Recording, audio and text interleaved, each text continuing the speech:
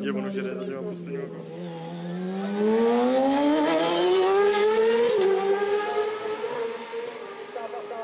Je to pořád rovně, tam opravdu je důležitý ten výjezd, jaký bude mít má načervený, jestli dokáže uvídat svůj pozici, vypadá to žádnou dobrou venku. To fakt on se propadl o 3.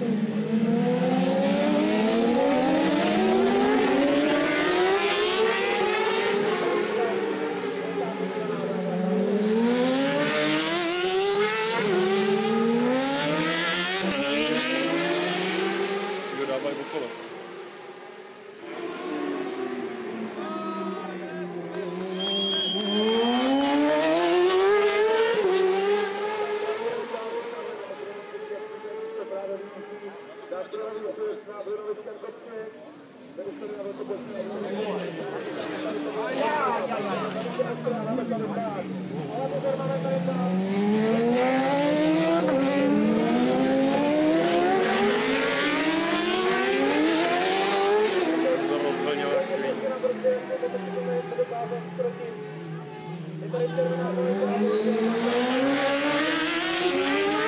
Co tam mají ty praporky do prdele? To mám proto. Víš, proč ho zvedají?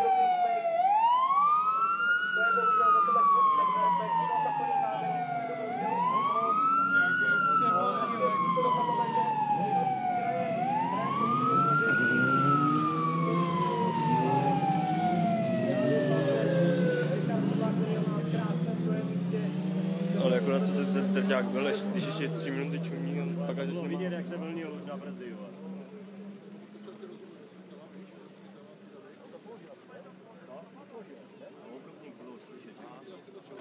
Dámy a pánové, závod volné třídy do 600 kubických centimetrů byl přerušen na Havířovském. To je ten, který říkali, že proletěl teďka jako druhý cíl, že je překvapení.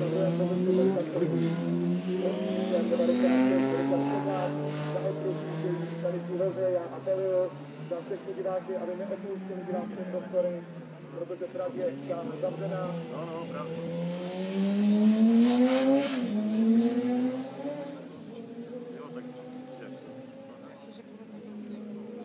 Dámy a pánové, zatím nepotvrzená informace na tuhle.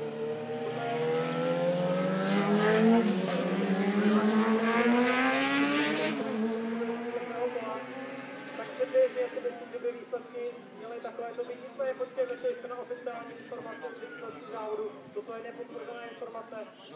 Důležité ovšem je, aby Richard Sedlák, který tady v Těrlicku startuje poprvé,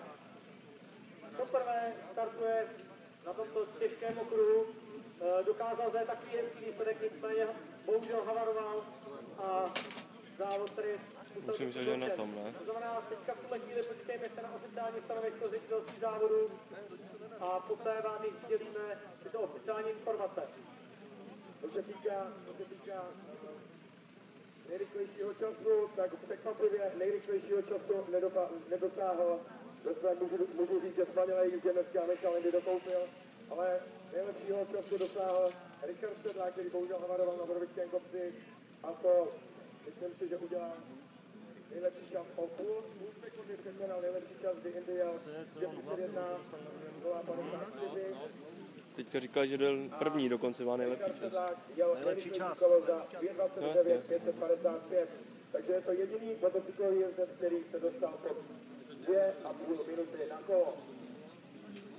16.